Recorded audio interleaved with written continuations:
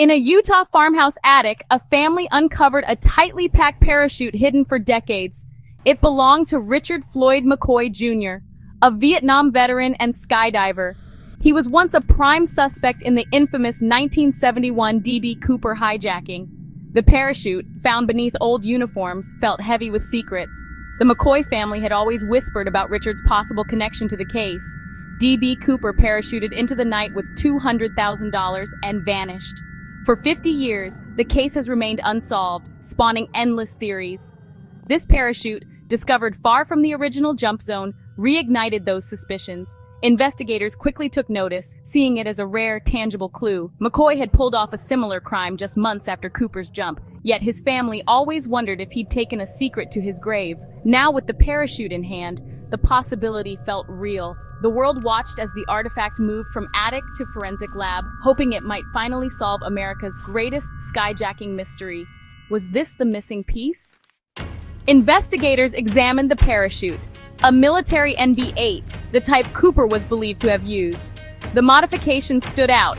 The reserve chute removed, canopy lines shortened. These changes pointed to expertise.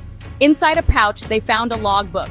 Richard McCoy's handwriting detailing jumps. Some entries described practice jumps in remote wooded areas, similar to Cooper's escape. McCoy's family recalled his secretive behavior, sudden cash, paranoia, and hours spent tinkering with gear. After McCoy's arrest, the parachute vanished, hidden all along. The logbook and modifications painted a picture of preparation. The evidence pointed to McCoy's involvement with this parachute. Investigators had a link between McCoy and the Cooper legend. The family's suspicions now echoed in the evidence. Was McCoy the man who vanished? The clues were stacking up. Forensic teams began their work searching the parachute for DNA, hoping to match it to the partial profile found on Cooper's tie. Every strap, buckle, and seam was swabbed for skin cells or hair. Scientists analyzed the fabric and metal for trace elements, looking for soil or particles that could place the parachute near the original jump site. Even the thread used for modifications was scrutinized, hoping to match it to McCoy's known materials. Engineers ran computer simulations, recreating the 1971 jump weather, flight path, and the altered NB-8's performance. Could the parachute, as modified, have survived the brutal conditions of Cooper's escape? The simulations offered new insight into whether the jump was survivable. All findings were compared to the original case files. DNA, logbook entries, material analysis, and flight crew testimony. The goal: connect McCoy to the evidence left behind by Cooper. The parachute was now the centerpiece, tying together old suspicions and new science. If DNA matched, it would be the breakthrough investigators had chased for decades. Even without a perfect match, the physical and circumstantial links were stronger than ever. The investigation was closer than ever to an answer. Would this be the clue that finally solved the case? The world waited. Richard McCoy fit the Cooper profile almost too well.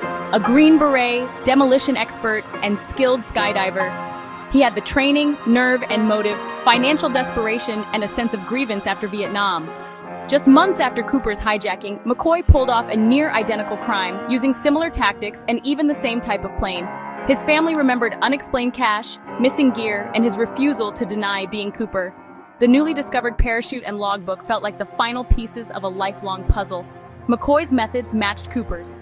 Knowledge of the 727's aft stairs, ransom notes, and escape by parachute. The FBI officially cleared him, but many agents believed he was their man. The physical evidence now made the case stronger than ever. The logbook, modifications, and family testimony all pointed to McCoy. The parallels between the two hijackings were undeniable. Was McCoy the ghost who jumped into legend? The evidence was compelling but not yet conclusive. The parachute was the strongest argument yet for McCoy as D.B. Cooper. The mystery was closer to being solved than ever before, but doubt still lingered. Despite mounting evidence, the case remains unsolved. Experts argue the jump was nearly impossible to survive. Freezing rain, high winds, and rugged wilderness. The FBI's official stance: McCoy didn't match all witness descriptions and had an alibi for Thanksgiving night, 1971. His family's later doubts cast shadows on that alibi, but the Bureau's skepticism shaped the narrative. Over the years, many parachutes have been found and dismissed as unrelated.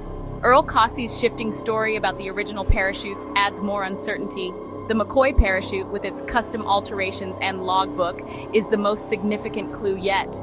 If DNA from the harness matches the tie, the case could finally be solved. If not, it's another tantalizing piece in a puzzle that refuses to be finished. Is this the key to unlocking a 50-year-old secret, or just another dead end? The legend of D.B.Cooper endures. Suspended between fact and folklore, the world waits for a final answer. For now, the mystery remains. The parachute secret is still locked away, and the story of D.B.Cooper lives on.